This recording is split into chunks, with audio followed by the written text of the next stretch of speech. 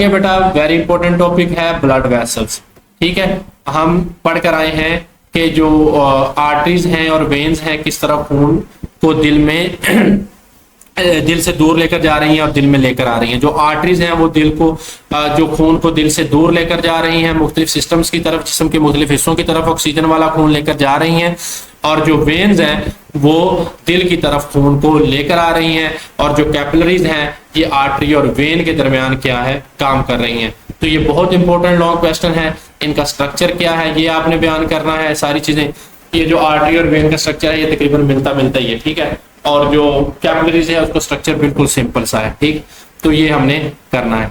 ये चीजें हमने पढ़ ली हैं, बस समझ लें कि एक किस्म की आपकी रिवीजन हो रही है। ठीक है, तो अगर आप इनका जो फंक्शन है हमने पीछे पढ़ा है दिल की फंक्शनिंग में, यहाँ पे बार बार मैंने आपको बताया है। तो बेटा ब्लड वेसल्स, ठीक है, ब्लड वेसल्स आपको पता है इसमें आर्टरीज आएंगी, वेन्स आएंगी और कैपिलरीज आएंगी। तो सबसे पहले हम आर्टरीज को पढ़ते हैं। Arteries carry blood away from the heart. तो ये दिल से खून को दूर लेकर जाती हैं। ठीक है, ये आर्टरीज हैं, एओर्टा वगैरह, तो ऑक्सीजन शामिल करवा कर ये खून को पूरे जिस्म में लेकर जाती हैं, दिल से दूर लेकर जाती हैं। वेन का काम इनके उल्टा है, वेन दिल की तरफ लेकर आएंगे। तो ये आपको इनका फंक्शन पता होना चाहिए। इन अडल्ट्स, बालगों में क्या होता है, all arteries carry oxygenated blood. तमाम जो आर्टरीज हैं, ये मैंने बात आगे आपको बताई है कि उनमें ऑक्सीजनेटेड ब्लड होता है। देखे ना बेटा, इसने दिल से ऑक्सीजन डलवाई है, ये रेड ब्लड ही शो कर रहा है कि ये ऑक्सीजन वाला, तो रेड ब्लड है तो ये ऑक्सीजन वाला है। ऑक्सीजनेटेड ब्लड होता है तमाम आर्टरीज में। ठीक है, सवाए पल्मोनरी आर्टरी के। ठीक है, तो ये मैंने बात आगे आपको बताई है पिछले लेक्चर में। अच्छा, एक्सेप्ट ऑफ पल्मोनरी आर्टरी, तो ये बड़ा इंपॉर्टेंट एमसीक्यूज है कि जो अडल्ट होते हैं उनमें ऑल आर्टरीज में, जितनी भी आर्टरी हैं उनमें ऑक्सीजनेटेड ब्लड होता है सवाए पल्मोनरी आर्टरी के। पल्मोनरी आर्टरी किस तरफ जा रही है, फिफड़ों की तरफ जा रही है। पल्मोनरी का लफ्ज ज़हन में लाएं तो पता चलेगा, फिफड़ों इसका मतलब है फिफड़ा। ठीक है, तो फिफड़ों में जा रही है पल्मोनरी आर्टरी। तो जब फिफड़ों में जा रही है तो फिफड़ों में ये ऑक्सीजन तो नहीं ना लेकर जाएगी, फिफड़ों से तो ऑक्सीजन लानी है इसने। तो पल्मोनरी आर्टरी डीऑक्सीजनेटेड ब्लड को कैरी करती है। इसके अलावा जितनी भी आर्टरीज होती हैं उनमें क्या होता है, ऑक्सीजनेटेड ब्लड होता है। द थिक वाल्स, इसकी वाल्स हैं बेटा मोटी हैं। Arteries are made up of, अब आर्टरी की वाल की जो है बेटा वो 3 तहें हैं। यहाँ पे मैं इसको स्ट्रक्चर आपको दिखा देता हूँ, तीनों का दिखा देता हूँ। ठीक है, एक्सप्लेन कर देता हूँ बेटा। ये है आपकी आर्टरी। ठीक है, तो ये आर्टरी है, इसका स्ट्रक्चर है अंदर से दिखाया गया है। जो सबसे अंदर वाला स्ट्रक्चर है बेटा, अंदर वाली तह है, उसको हम एंडोथीलियम बोलते हैं। ठीक है, और जहां पे खून फ्लो करता है यहाँ पे, इसको हम बेटा जी बोलते हैं ल्यूमन। इसको हम क्या बोलते हैं, ल्यूमन। तो ये आर्टरी का ल्यूमन है और ये वेन है, तो ये वेन का ल्यूमन है। यहाँ पे जो है वो ब्लड फ्लो करेगा। ठीक है, अच्छा, उसके बाद बेटा ये दूसरी जो तह है, ये जो पहली तह हो गई एंडोथीलियम की, दूसरी तह हो गई स्मूथ मसल्स की। तो स्मूथ मसल्स की तह दूसरी होती है और तीसरी तह होती है आर्टरी की कनेक्टिव टिश्यूज की। ठीक है, तो तीसरी तह है कनेक्टिव टिश्यूज की। एक बात आप यहाँ पे नोट करेंगे, यहाँ पे वॉल्व लिखा गया है वेन के डायग्राम में। तो जो आर्टरीज होती हैं उनमें किसी तरह के कोई वॉल्व नहीं होते, क्योंकि बेटा इन्होंने पूरे दिल ने है बड़ी शिद्दत के साथ पंप करना है शरियानों में खून, आर्टरी को हम शरियान बोलते हैं। तो ये इन्होंने पूरे जिस्म में खून फैला देना है। इनका ब्लड प्रेशर यहाँ पे काफी हाई होता है। ठीक है ना, तो यानी कि तेज ब्लड प्रेशर के साथ। लेकिन जो वेन होती हैं उन्होंने दिल की तरफ खून लेकर आना है वापस। तो जब ये दिल की तरफ खून लेकर आएंगी तो इनको ग्रेविटी का सामना करना पड़ेगा। जो ग्रेविटी है, इन्होंने नीचे से ऊपर मिसाल के तौर पर खून लेकर आना है टांगों वगैरह से। तो बेटा इस चीज को रोकने के लिए कि खून वापस ना जाए, यहाँ पे वेन होती हैं जो उनमें मोस्टली वॉल्व होते हैं। क्या होते हैं, वॉल्व होते हैं, क्योंकि वो बैक फ्लो है खून का, वो रोकते हैं ताकि दिल की तरफ खून है वो अच्छे तरीके से पहुंचे। ठीक है, ये दोनों का स्ट्रक्चर था आर्टरी और वेन का। वेन में बस ये है कि उसमें वॉल्व होता है। ठीक है, उसके बाद ये जो कैपिलरी है ये आर्टरी और वेन के दरमियान राब्ते का काम करती है। इनमें सिर्फ एक एंडोथीलियम होता है, एक ही तह होती है इनकी। ठीक है, तो जब ये आर्टरीज तकसीम होती हैं तो ये आर्ट्रियोल्स में तकसीम हो जाती हैं। ठीक है, तो आर्ट्रियोल फिर ये कैपिलरीज में तकसीम हो जाती हैं और कैपिलरीज हैं ये वेन्यूल्स में तकसीम हो जाती हैं और वेन्यूल्स मिलकर वेन बना देती हैं। तो अब हम इसके बारे में जरा थोड़ा सा डिटेल से इसकी थ्योरी पढ़ लेते हैं। तो ये जो आर्टरी है इसका स्ट्रक्चर मैंने बता दिया कि जो इनर लेयर है वो एंडोथेलियम है, जो मिडल लेयर है वो स्मूथ मसल की है और इलास्टिक टिश्यूज होते हैं उनमें, और जो आउटर लेयर है वो कनेक्टिव टिश्यूज की है। तो ये बेटा मैंने आपको तीनों तह बता दी, एंडोथेलियम, स्मूथ मसल और कनेक्टिव टिश्यू। और जहां पे खून ने गर्दिश करनी है उसको हम एरिया को ल्यूमन बोलेंगे, ठीक है। चले, ये इसका स्ट्रक्चर हो गया आर्टरी का, शरेआन का। Arteries are strong and elastic, तो ये बहुत ज्यादा स्ट्रॉन्ग और इलास्टिक होती हैं, ठीक है ना, लचकदार होती हैं। इनकी लचक की वजह से खून है इनमें गर्दिश करता है। The hollow internal cavity of arteries in which the blood flow is called lumen. तो ये ल्यूमन है, यानी कि इंटरनल कैविटी है, अंदरूनी खला है आर्टरी का, जहां पे खून ने गर्दिश करनी है बेटा जी, ये वाली जो खला है इसको हमने क्या बोला बेटा, ल्यूमन बोल दिया हमने। ये इसका स्ट्रक्चर। अच्छा जी, when arteries enter body organs they divide into smaller vessels known as arterioles। तो जब ये बॉडी ऑर्गन्स के अंदर जाती हैं, इंटर होती हैं, तो ये छोटी छोटी वेसल्स के अंदर तकसीम हो जाती हैं। इनको हम क्या बोलते हैं, आर्टरीज बोलते हैं। ये देखें बेटा, ये आर्टरी जा रही है, इसके अंदर ऑक्सीजन वाला खून है। जब ये किसी ऑर्गन के अंदर, मिसाल के तौर पर जिगर के अंदर जाएगी या गुर्दों के अंदर जाएगी, मैदे के अंदर जहां भी जाएगी, वहां जाकर ये आर्टरीज में, यानी कि ये जो छोटी छोटी नालियां हैं, वेसल्स हैं, इनमें तकसीम हो जाएगी। इनको हम बोलेंगे आर्टरीज, ठीक है। The arteries inter tissues and divided into capillaries.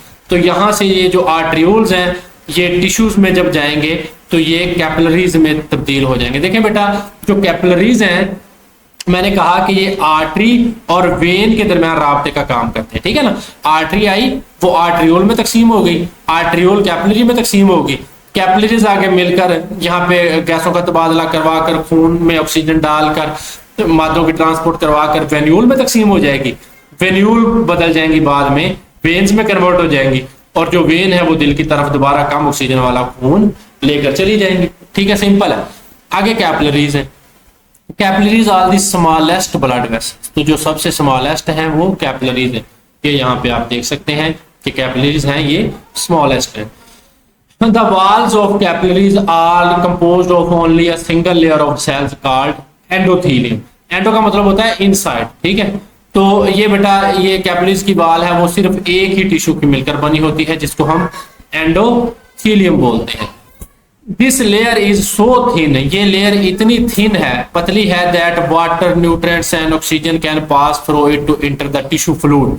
के बेटा देखें, अब आर्टरी है, ऑक्सीजन वाला खून लेकर आई है, पानी वगैरह है, उसमें मादे हैं मुख्तलिफ, उसने टिश्यूज को किस तरह मिलना है, आर्टरीज ने आर्टरियोल में तकसीम होना है, आर्टरियोल ने कैपिलरी में तकसीम होना है। कैपिलरी की वाल्स इतनी थिन है, इतनी कमजोर और बारीक हैं कि इनसे जो हमारा खून है वो पानी लेकर आया है, ऑक्सीजन लेकर आया है, न्यूट्रिएंट्स लेकर आया है, वो हमारे टिश्यू में यहाँ से डिफ्यूज कर जाएंगे, ठीक है। तो ये कैपिलरीज का फंक्शन है। Similarly, carbon dioxide and other waste present in tissue fluid can pass through it to enter the blood। और इसी तरह जो कार्बन डाइऑक्साइड है और जो दूसरे वेस्ट हैं वो क्या हैं, वो ब्लड में शामिल हो जाएंगे।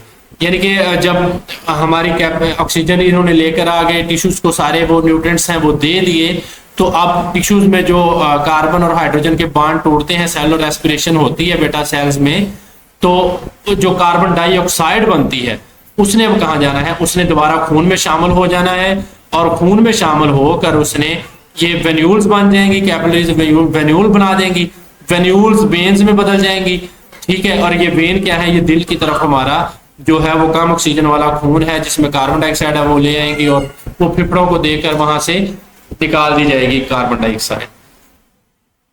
इन tissues capillaries unite to form small veins called venules. अब टिश्यूज में क्या होता है कि ये जो कैपिलरीज हैं ये छोटी छोटी वेन्स में वेन्यूल्स में बदल जाती हैं, और वेन्यूल्स बाद में क्या बना देती हैं, the venules unite to form veins, ठीक है। आगे बारी आ गई है वेन्स की, ठीक है। ये तीसरा है ब्लड वेसल्स का। Veins carry blood towards the heart. तो वेन्स क्या है, ऐसी ब्लड वेसल्स हैं जो दिल की तरफ खून को लेकर जाएंगी, ठीक है। इन अडल्ट्स, अगर हम बालकों की बात करें, all veins carry deoxygenated blood except of pulmonary vein, ठीक है। तो बालक हजरात होते हैं जो, उनमें जितनी भी वेन्स हैं उनमें डीऑक्सीजनेटेड ब्लड होता है, सिवाय एक वेन के पल्मोनरी वेन के। जो पल्मोनरी वेन है बेटा उसमें ऑक्सीजनेटेड खून होता है। आगे मैं ये चीज बड़ी डिटेल से आपको बताकर आया हूं कि यहाँ पे देखें, ये जो पल्मोनरी वेन है इसमें ऑक्सीजन वाला खून है। वेन कौन होती है? जो दिल की तरफ आती है। पल्मोनरी का मतलब है फेफड़े, इसका मतलब जो फेफड़ों से वेन आ रही है वो तो ऑक्सीजन लेकर आ रही है ना। हमने फेफड़ों के जरिए सांस लिया, ऑक्सीजन आई फेफड़ों में, तो वो फेफड़ों के जरिए अब जो दिल में आएगी वेन वो ऑक्सीजन वाला खून लेकर आएगी। इसका मतलब है पल्मोनरी वेन में ऑक्सीजन वाला खून होता है। इसके अलावा जितनी भी वेन्स हैं दिल की तरफ जा रही हैं उनमें डीऑक्सीजनेटेड खून होता है, डीऑक्सीजनेटेड ब्लड होता है, कम ऑक्सीजन वाला खून होता है। ठीक है, तो वेन्स ने डीऑक्सीजनेटेड वाला खून ब्लड है वो लेकर दिल की तरफ जाना होता है ताकि वो दिल है हमारा वो फेफड़ों से उसमें ऑक्सीजन डलवा सके। अब देखें पल्मोनरी वेन के अलावा, ठीक है, सब में क्या होता है? सब वेन्स में डीऑक्सीजनेटेड खून। The walls of veins are composed of the same three layers are present in the artery wall. The inner layer is endothelium, middle layer is smooth muscle and elastic tissues, and outer layer is connective tissue. तो इसका structure बिल्कुल same ही है। जो layers arteries में present थी वही when में है। ठीक है, आर्टरी में भी एंडोथीलियम थी, यहाँ भी एंडोथीलियम है। आर्टरी में भी स्मूथ मसल थे, यहाँ भी स्मूथ मसल्स हैं और जो कनेक्टिव टिश्यू वहां पे मौजूद थे आर्टरी में वही वेन में। तो स्ट्रक्चर इनका सेम है, बस ये है कि इसमें बॉल मौजूद होते हैं जो बैक फ्लो को खून के रोकते हैं। ठीक है, इन वेन्स की बात करें, the middle layer is comparatively thin as compare to arteries. तो जो वेन्स होती हैं उसमें जो मिडल लेयर है, ठीक है, वो क्या है? वो थोड़ी सी थिन है, यानी कि थोड़ी सी पतली है आर्टरी की निस्बत। It has lesser smooth muscles and elastic tissue, और इसकी जो इलास्टिसिटी है, जो लचकपन है आर्टरी की निस्बत, शरीयानों की निस्बत, वो भी क्या होता है? कम होता है। The lumen of the veins is broader then that of arteries. जो इसका ल्यूमन है जहां पे खून ने गर्दश करनी है, ये जो वेन है इसका क्या होता है?